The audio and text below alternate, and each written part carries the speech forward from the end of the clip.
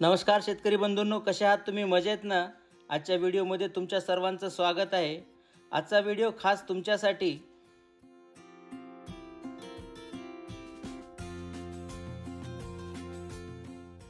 बऱ्याच जणांच्या रिक्वेस्ट आल्या होत्या की तुम्ही कॅनेडियन शेतीविषयी थोडी माहिती द्या, इकडे कुठल्या प्रकारे शेती केली जाते। या व्हिडिओमध्ये मी तुम्हाला कॅनडा अमेरिकेमध्ये शेती कशी केली जाते, कुठल्या प्रकारचे इकडे पिकं जास्त घेतली जातात याविषयी तुम्हाला काही मी बेसिक माहिती देणार आहे।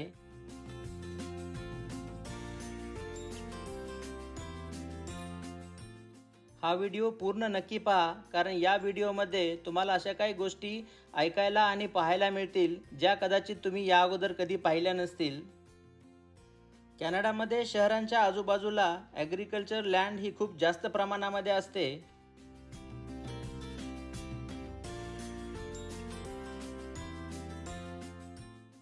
कॅनडामध्ये 12 महिने शेती करणं शक्य नाही, कारण नैसर्गिक कारणामुळे इकडे सगळ्याच महिन्यामध्ये शेती करता येत नाही, कारण इकडे बर्फ खूप जास्त प्रमाणामध्ये पडतो। थंडीचे दिवस खूप जास्त असतात। जवळपास ऑक्टोबरपासनं ते एप्रिल महिन्यापर्यंत थंडी खूप जास्त असते आणि या महिन्यामध्ये बर्फ असल्यामुळे शेतीची कुठलीच कामे होत नाहीत।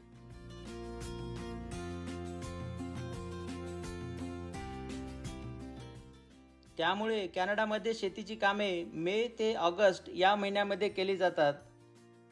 कॅनडामध्ये प्रामुख्याने 3 ते 4 पिकं हे जास्त प्रमाणात घेतली जातात। त्यामध्ये गहू, मका, सोयाबीन आणि कॅनोला या 4 पिकांचा जास्त समावेश असतो। कॅनोला या पिकाविषयी कदाचित तुम्ही अगोदर काही ऐकलं नसेल। हे दिसायला आपल्या मोहरीसारखं असतं, त्याला अशी पिवळ्या रंगाची फुलं येतात। कॅनोला या पिकापासनं तेलाचं उत्पादन खूप मोठ्या प्रमाणात केलं जातं।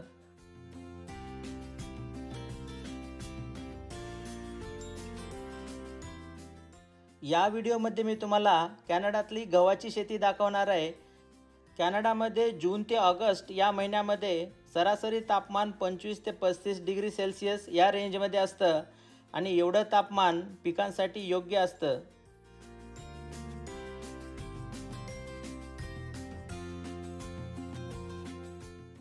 आपल्या चॅनलवरचे व्हिडिओज तुम्ही खूप आवडीने पाहता।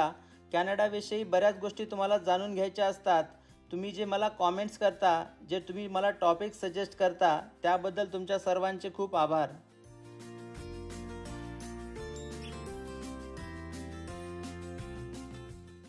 कॅनडामध्ये ॲग्रिकल्चर लँडची किंमत ही काही खूप जास्त नसते, परंतु मेन प्रॉब्लेम काय आहे की इथे जे ॲग्रिकल्चर लँडचा जो लॉट असतो तो खूप मोठ्या साईजचा असतो। 100 एकर, 200 एकर, 400 एकर एवढ्या साईजचा लॉट असतो आणि तो तोडून विकला जात नाही। जेव्हा कोणाला जर ही जमीन घ्यायची असेल तर तो पूर्ण लॉट एकत्रच विकत घ्यावा लागतो।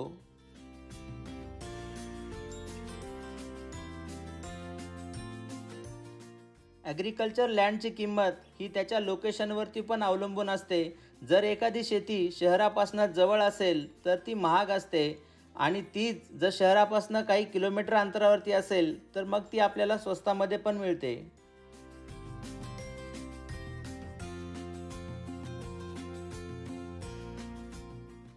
आता तुम्हाला शेतीच्या कामांची सुरुवात कशी होते याविषयी काही महत्त्वपूर्ण माहिती सांगतो। जवळपास मे महिन्यामध्ये शेतीच्या मशागतीचे कामं सुरू होतात। मी तुम्हाला अगोदर सांगितल्याप्रमाणे कदाचित तुमच्या मनात प्रश्न आला असेल की जर 100-200 एकर एवढी जर जमीन असेल एकाच ठिकाणी, तर मग एवढी मोठी शेती करण्यासाठी खूप माणसं लागत असतील। परंतु तसं काही नाही। इतकी मोठी शेती केवळ 1 किंवा 2 माणसं हे यंत्राच्या साहाय्याने करतात। खूप मोठमोठ्या आकाराची ट्रॅक्टर्स असतात आणि या ट्रॅक्टरचा उपयोग करून शेतीची नांगरणी असेल किंवा पेरणी असेल, हे दोन्ही कामं याच ट्रॅक्टरचा उपयोग करून केली जातात। त्यामुळे इकडे शेती करण्यासाठी जास्त मॅन पॉवरची गरज लागत नाही।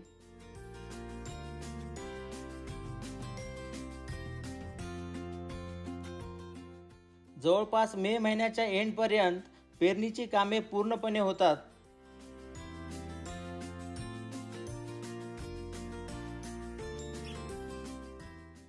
प्रत्येक शेतकरी शेतामध्ये अशा प्रकारे फार्म हाऊस बांधलेलं असतं त्यांनी। त्याचं मेन कारण म्हणजे काय की तिथे त्यांची राहायची पण व्यवस्था होते आणि त्याचबरोबर जर काही मशिनरी असतील शेतामधल्या, त्या मशिनरी ठेवण्यासाठी पण तिथे जागा असते आणि पिकं निघाल्याच्या नंतर धान्य साठवण्यासाठी पण या ठिकाणी त्यांनी स्टोरेज करून ठेवलेलं असतं.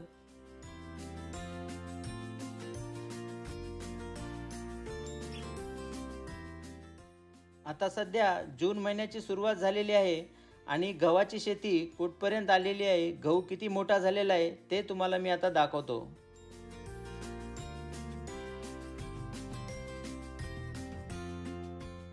कॅनडामध्ये गव्हाची शेती खूप मोठ्या प्रमाणात केली जाते. हे जे तुम्ही माझ्या पाठीमागे शेत बघत आहात, हे गव्हाचं शेत आहे. इथे पूर्णपणे गहू लावलेला आहे शेतकऱ्याने. तुम्ही पाहू शकता खूप मोठी शेती आहे. जवळपास एक 25-30 एकर एवढा हा लॉट असेल आणि रोडच्या इकडच्या साईडला पण त्यांनी गहू लावलेला आहे. तर अशा प्रकारे इकडे गव्हाची शेती केली जाते. हे बघा, मी तुम्हाला असं थोडंसं क्लोज येऊन दाखवतो. आता गव्हाला असं थोडं थोडं लागलेलं आहे. हे बघा, हे अशा प्रकारे हा सध्या एवढा आलेला आहे गहू. हे गव्हाची ओंबी आपण म्हणतो याला. तर हे एवढं आलेलं आहे. आणखी 1-1.5 महिन्यामध्ये हा पूर्णपणे तयार होईल काढण्यासाठी. वारं खूप जास्त असल्यामुळे कदाचित व्हिडिओमधला माझा आवाज तुम्हाला कमी येत असेल.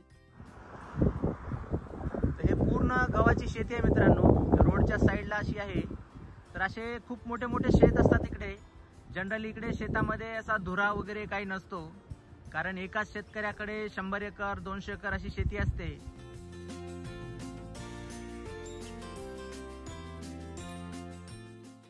तर आता आणखीन एक मोठा प्रश्न तुमच्या मनामध्ये आला असेल की जर इतक्या मोठ्या प्रमाणामध्ये पिकं लावली जातात तर मग त्याला पाण्याची व्यवस्था कशी असते, त्याला पाणी दिलं जातं का? इकडे कॅनडामध्ये पिकांना पाईपलाईन करून पाणी दिलं जात नाही. त्याचं मेन कारण म्हणजे काय की जमिनीमध्ये ओलावा हा टिकून राहतो. वातावरणामध्ये उष्णता कमी असल्यामुळे पाण्याचं जास्त प्रमाणामध्ये बाष्पीभवन होत नाही आणि त्यामुळे जमिनीमधला जो ओलावा आहे तो खूप जास्त वेळ टिकून असतो. आणि त्याचबरोबर जून आणि जुलै या महिन्यामध्ये अधूनमधून पाऊस पडत असतो. त्यानंतर ऑगस्ट महिन्याच्या एंडमध्ये गहू काढायला सुरुवात होते. गहू काढण्याची कामंसुद्धा ही पूर्णपणे मशीनच्या साहाय्याने केली जातात. गहू काढल्याच्या नंतर तो साठवून ठेवण्यासाठी शेतकऱ्याने फार्म हाऊसमध्ये अशा प्रकारे स्टोरेज बनवलेले असतात, ज्या ठिकाणी फॅक्टरीला पाठवण्याच्या अगोदर ते या ठिकाणी गहू साठवून ठेवतात.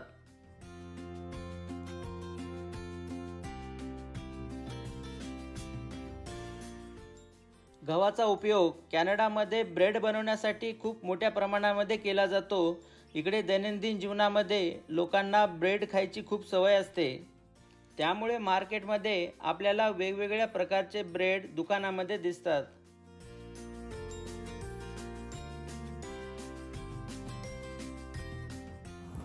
हे बघा, धनुष पण आहे माझ्यासोबत. धनुषला फार्मिंग खूप आवडते. त्याला वेगवेगळ्या प्रकारचे पिकं पाहायला खूप आवडतात आणि आम्ही सुट्टीच्या दिवशी असं मुलांना घेऊन बाहेर जातो, कारण कॅनडामध्ये जेव्हा समर असतो त्यावेळेसच आपण जास्त बाहेर जाऊ शकतो. बर्फाच्या दिवसामध्ये बाहेर जायला मिळत नाही. मग धनुष, तुला शेती आवडते? काय आवडतं तुला शेतातलं? कोणतं पीक आवडतं जास्त? प्लॅन्ट्स लावायला आवडतात त्याला.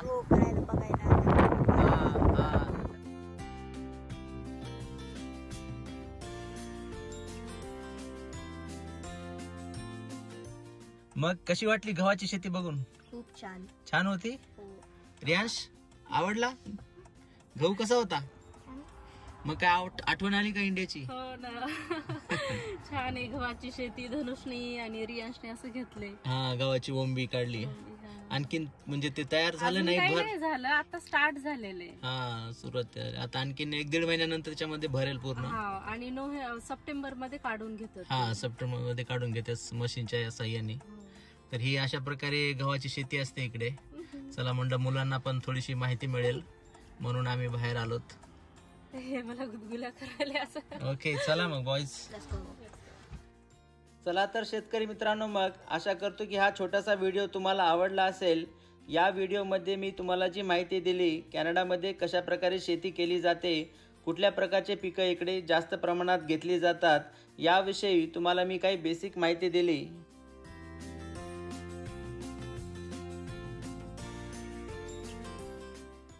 आशा करतो की या व्हिडिओमधनं तुम्हाला काहीतरी नवीन शिकायला मिळालं असेल. जर तुम्हाला शेतीविषयी आणखीन काही वेगळं जाणून घ्यायची इच्छा असेल तर मला कॉमेंटमध्ये नक्की सांगा. त्याविषयी मी आणखीन एखादा व्हिडिओ नक्की बनवेल.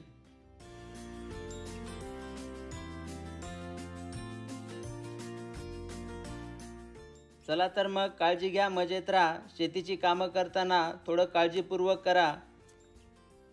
आपल्या चॅनलवरती तुम्ही जर नवीन असाल तर अगोदरचे व्हिडिओज नक्की पहा. व्हिडिओ जर आवडला असेल तर लाईक, शेअर आणि सबस्क्राईब नक्की करा. चला मग आपण लवकरच भेटूया पुढच्या व्हिडिओमध्ये. तोपर्यंत बाय बाय.